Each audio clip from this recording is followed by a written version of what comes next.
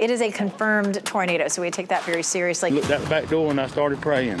I seen all the debris flying. Things that normally should be inside of a home spread all over the place. 1, 2, 3, 4 current tornado warnings showing up on our radar. We have 8 crews in 6 different counties. You can see this took out the entire power line that's here on this road. You can see the roof just pulled apart, some of the structure here, I mean, just completely destroyed. We're blessed.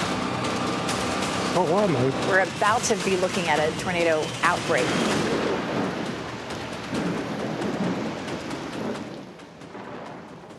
Thanks for staying with us for our continuing coverage of Debby. We have a lot to talk about, but first we want to tell you about the newest information about Tropical Storm Debby. If you're just joining us this noon, here are the latest developments. One person is dead after a house collapsed in Wilson County, hit by a tornado overnight.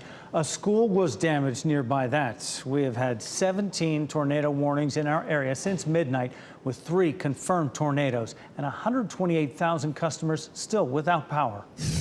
Humming generators and buzzing chainsaws are the order of the day. Here you can see a house in Lucama that collapsed on itself. This morning, Wilson County managers confirmed that the man who lived there has died. Also in Wilson County, we're getting a closer look at the damage to Springfield Middle School. This view from Drone 5 shows the walls crumbled, chunks of the roof peeled back. In the next few minutes, we will give you a look inside the school. Also, take a look at this video in Wake County. A tree sliced through a home on Silvers Road. That is right in the area of Lake Wheeler Road and Penny Road.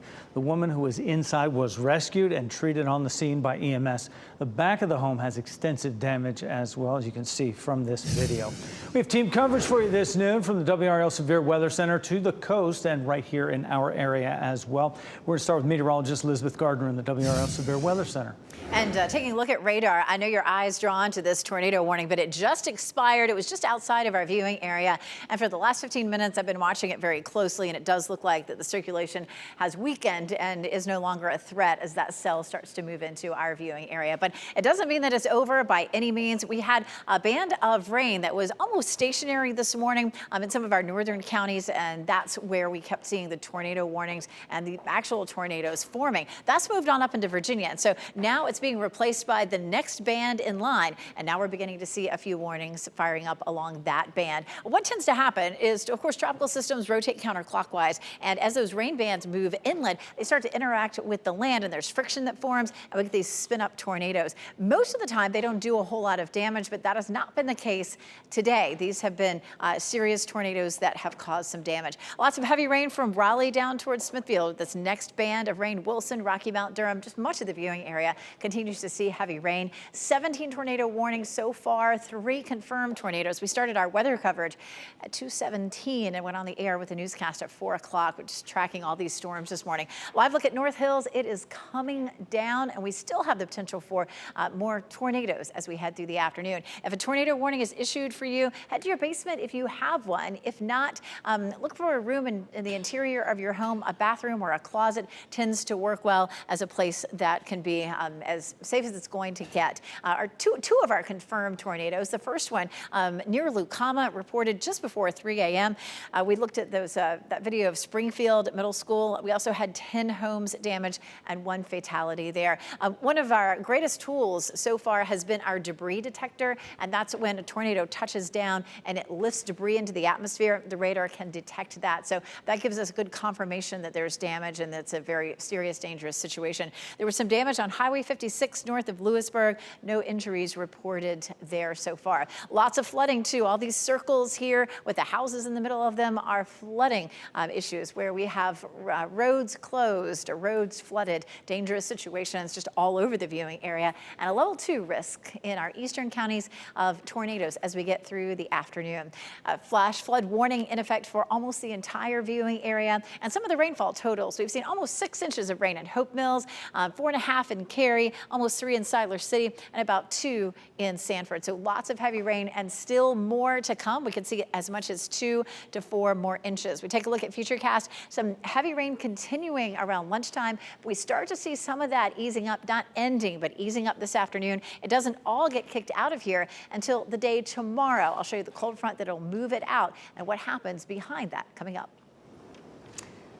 Elizabeth, thank you. And now to the most heartbreaking story from Tropical Storm Debby out of this morning. Amy Wilmoth is in Lucama in Wilson County, where a tornado has claimed the life of a man. And Amy, I know your heart is heavy and the community is mourning this loss as well. Oh, absolutely. Jamie Munden, the photojournalist with me, our assignment this morning was to come here and check out the school. And we thought, okay, there's not going to be any injuries. It's a school. It's in the middle of the night. But after we checked out the school, we drove around to look at more damage, and we pulled up to this scene before anyone was here. And we were thinking, my goodness, I hope nobody's inside. It's a two-story home that is now basically a one-story home because the second floor collapsed onto the first floor, and that's where this victim was. His bedroom was on the first floor, and that's where crews pulled him out just a short time ago. The fire chief for Rock Ridge spoke with us a short time ago and said they arrived on the scene shortly after the home collapsed, realized there was no way that they could safely search the home. They reached out to Tennessee Task Force 1. They were deployed to this area to help with any recovery needed. They were actually based in Lumberton, and they came here. It was a team of 10. They had a canine as well. The canine originally hit on two different locations, and then once they were able to stabilize the home a bit, and that took some time, they allowed the canine back in, and the canine directed them to the victim. So very sadly, this is something that is our worst nightmare as a meteorologist. Nighttime tornadoes, just absolutely devastating. We were on the air trying to warn people, but people were asleep, and this is what can happen. So very, very sad news here from Lucama in Wilson County. We do have confirmation that there is one victim that they did pull out from this home, and they're still working to contact his family members at this time. Back to you. And our hearts go out to that family. No question. Amy, thank you for that. And not the only one in that area. So you see that relentless rain still coming down. There were about 10 homes in Wilson that were damaged before 3 a.m. Springfield Middle School right down the street on Wiggins Road, also with some heavy damage. Yeah, all from the same tornado. This is where we find WRAL's Laura Levine. Laura, hundreds of students were expected to return to school in a couple of weeks. And from the looks of all that damage, that plan will have to change. Yeah, Renee, and it's funny you mentioned that because we are hearing from people who have kids who go to this school saying this is where my child's homeroom was, or this is where my child's classroom was. And behind me, you can see now several utility crews as the rain picks up in this area. It may be difficult to see, but we have several crews now working to clean up, and it's a process that's going to take some time. Let's take you straight to that Drone 5 video, a bird's eye view of what things look like up above. I mean, just significant damage, unbelievable. The walls crumbled, the roof pulled apart. Essentially, this tornado making its way across this area and narrowly missing some homes. We know that it did hit a couple of them, but as you think and you look at some of this damage, you can also sit with the idea of what's running through a lot of people's minds who were able to make it out safely overnight. I spoke with Seth Smith, and in the moment when I'm speaking with him, he kind of realizes that he is here, he is safe, and he's okay, but he's also thinking about his neighbors. Take a listen. How does it make you feel to know that this was so close to your home? We're blessed. That's all I know. Mm-hmm. Yep. I see you tearing up. Why? I don't know. It's just,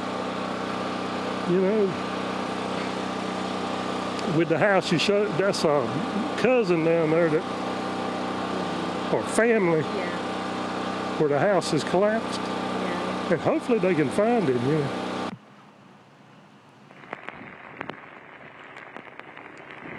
All right, we have the rain and wind picking up here, so bear with me, but that was Seth Smith. He was worried about his friend who lives on Lloyd Street. We now know that he did not make it out of this storm. Sadly, several crews are making their way in and out, so this remains to be a fluid situation here on Wiggins Mill Road. You want to make sure to avoid this area if you're driving within this neighborhood. Laura Levine, WRAL News, live in Wilson County.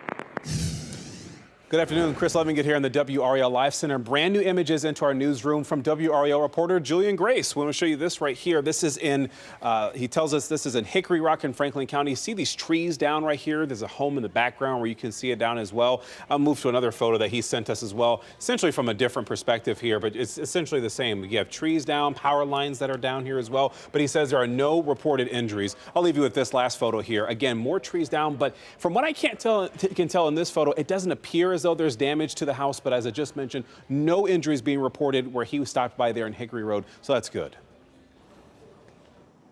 Tropical Storm Debby dumped rain across the triangle overnight and into the morning, saturating the ground, bringing trees down. You can keep up with everything on the WRAL News app as we continue our live coverage of Tropical Storm Debby.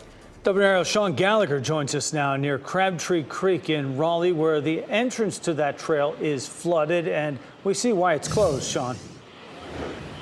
Yeah, that's right, Jeff. Right here behind me, usually people would be hiking or doing something like that. No chance of that happening today. And just to give you an idea how unrelenting this storm is, when we first got here about an hour and a half ago, this last step here was, it wasn't dry, but it wasn't covered. And now it's about an inch, maybe 2 inches of water, all within 90 minutes. And this is really the story across the area. And you can see how close this water is to the bridge here on Wake Forest Road. And it is just absolutely saturated. So when you see all of this water, it's no wonder we've heard reports of downed trees all across the area this morning. There were some areas where it didn't really impact much, maybe a couple of power lines like on Ebenezer Church Road near Umstead Park, and then others in neighborhoods. This tree didn't cause any damage to homes, but it woke up Erin Lewis around 3 a.m. Despite the downed power lines blocking her driveway, she has to get to work on days like this. She's a nurse and knows she needs to be there.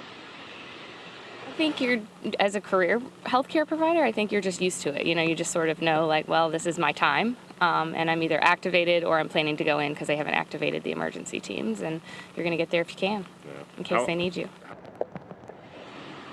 And Lewis got creative after we finished talking to her. Thankful she has an SUV. She drove right across her front yard to make sure she could get to work today. Now, back out here live, the city of Raleigh announced within the last couple of hours that its greenways are closed. And Jeff, just like you said right here behind me, for good reason. There's no chance people could get on greenways like this today. Sean Gallagher, WRAL News, Raleigh. No chance. Stay home. Our live team coverage of Tropical Storm Debby continues. Flooding in the Sandhills is causing a potentially dangerous situation. WRAL's Gilbert Bays joins us live from Fayetteville, where in the past hour, some folks right around that area of Bombay Drive you've been showing us today have been asked to evacuate. Gilbert. Yeah, Jeff, I tell you, we just had a vehicle disobey that sign and drove through here. I didn't think he was going to make it, but he did. You don't want to do that. You know, these storms are a matter of timing, and this ain't over until Elizabeth, Kat, or Mike says it's over, because it's coming in waves. We even saw some blue skies, but that's not the case. Sun's out here now. Let me show you this house right here. This house right here was dry. The homeowner went away, and when she came back, her yard was flooded.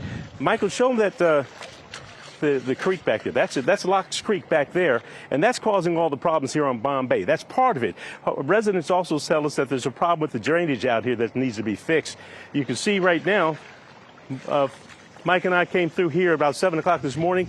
There was nothing out here, and within just about a matter of an hour or so, all of a sudden, the creek started creeping out, and now it's starting to connect. Let me show you one other thing over here, because this is not the first time this area is flooded. We've done a number of stories out here. When Hurricane Matthew and Florence came through, these markers are still here. This is how high the water got down in this area.